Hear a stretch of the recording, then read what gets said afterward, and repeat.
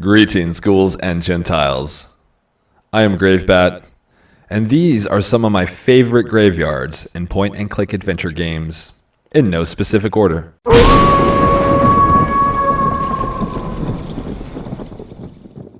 Graveyards have been great additions for anyone who wants a bit of spooky spice in their games. Planting the dead. How odd. They have a range of purposes throughout the history of adventure games, from story pieces to aesthetics, or even possibly for an excuse to make scary and ominous music. I cannot think of any other genre of games that use graveyards to their fullest, better than point-and-click adventures. Back in the late 80s and throughout the 90s, many Sierra and LucasArts games featured graveyards, and they all were not created equal. Graveyards incite intrigue and mystery, as well as invoke those spooky vibes we all love. Cemeteries have inspired some of my favorite music in games, as well as ambient tracks that I love to often put on when I'm reading a scary novel or want to feel extra Halloween-y in October. Here I will showcase a few of my favorite and spookiest corpse lawns I have had the pleasure of playing in. Note that I probably will miss some good ones from other games I haven't played, and if so, let me know in the comments which ones they may be, and I'll definitely give them a look. I hope you enjoyed the video. Gabriel Knight, Sins of the Father, is first, and for a good reason, as this is one of the most realistic cemeteries on my list. Anyone who has visited New Orleans, where most of the game is set, knows how fantastic their cemeteries are, and were a frequent haunt of mine as I am from that area originally.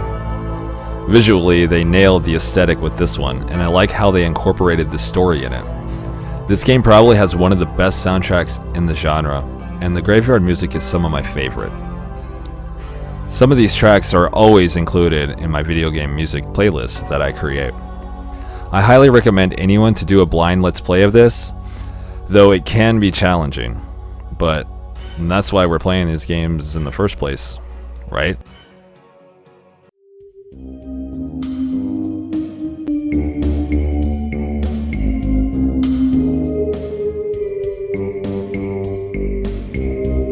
Monkey Island 2, Le Jacques Revenge, has been a game I did not play until I was way older, as Sierra games pretty much blinded me from any other games in the genre at the time. But I have to say, this graveyard is pretty great, and the way it is incorporated in the game progression is hilarious, as expected from this series of games. I really love the aesthetic here, and though it's got that spoopy atmosphere and cheesy Halloween feel, I appreciate it because cheesy Halloween was my favorite thing as a kid. The music is pretty good mostly because it fits so well with what it's trying to do story-wise and visually. I do prefer a more serious, spooky soundtrack for my cemeteries, but it's a breath of fresh air to step away and experience the lighter side of graveyards in general. And did I mention it's got freaking bats too? Y'all know my two favorite things are graves and bats. Perfection.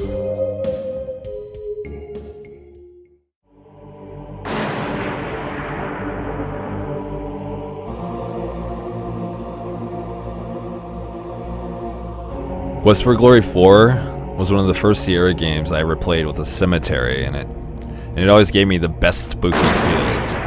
Actually, this whole game has a great soundscape, and the ambience is done so well to deliver that mystery and intrigue I look for in these sorts of games. The music here is great, and the lightning sound is actually part of the track if you listen to the soundtrack, which is a great touch. Musically, the cemetery and crypt drives the nails in the coffin masterfully. This cemetery features your classic tombstones and an amazing crypt, which is always welcome. Though I suppose this graveyard is lacking compared to Gabriel Knight's, it is still as spooky today as it was 20 years ago when I first played this as a kid. And I find myself hanging out here for longer than I need to whenever I play through this fantastic game.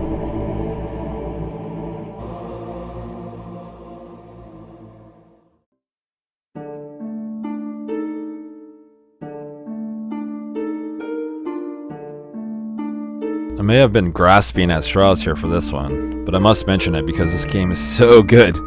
The graveyard has its purpose, and I appreciate how it incorporates itself in it. But it's kind of similar to the Quest for Glory 4's, except it's not as spooky. Even the crypt and the layout is very, very similar to Quest for Glory 4's, and it does, as expected now, has epitaphs to read. This game isn't really supposed to be spooky as it's supposed to be epic. I'm happy they did put a cemetery in this game, as this is the only cemetery on my list that is covered in snow. And because of this difference, it gives it a very desolate and chilling feel. Can't go wrong with that combination.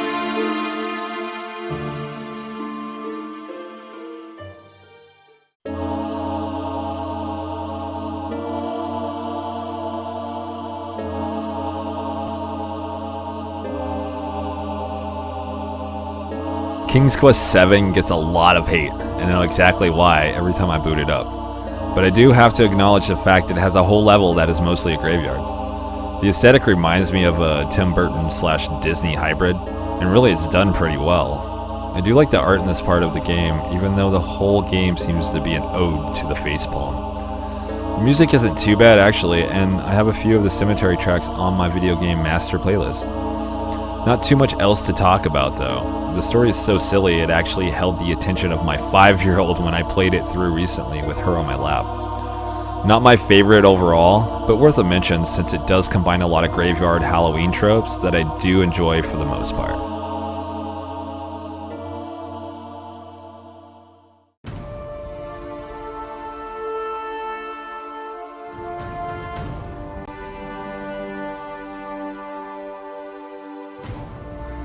Quest for Infamy, a fairly newer game compared to the others on this list.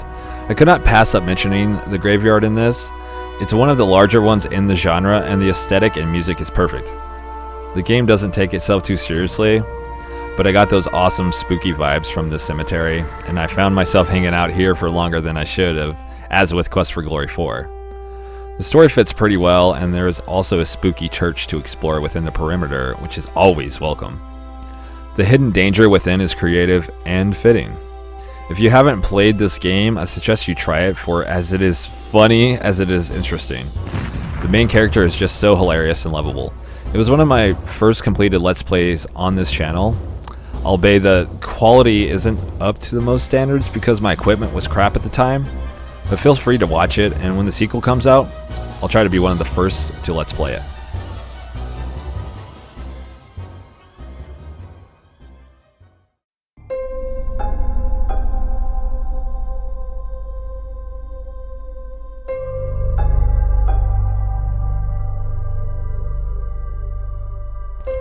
Sanitarium.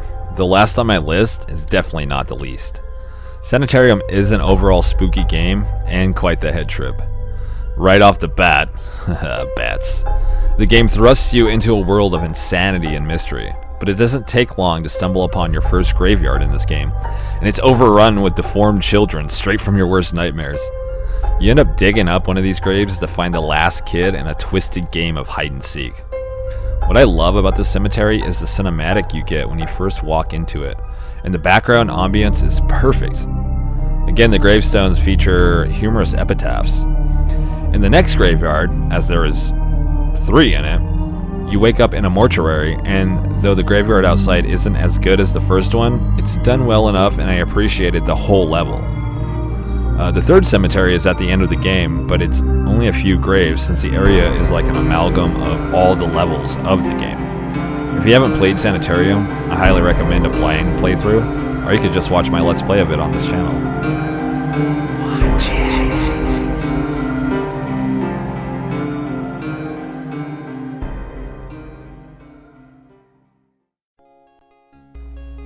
Thank you for watching this video.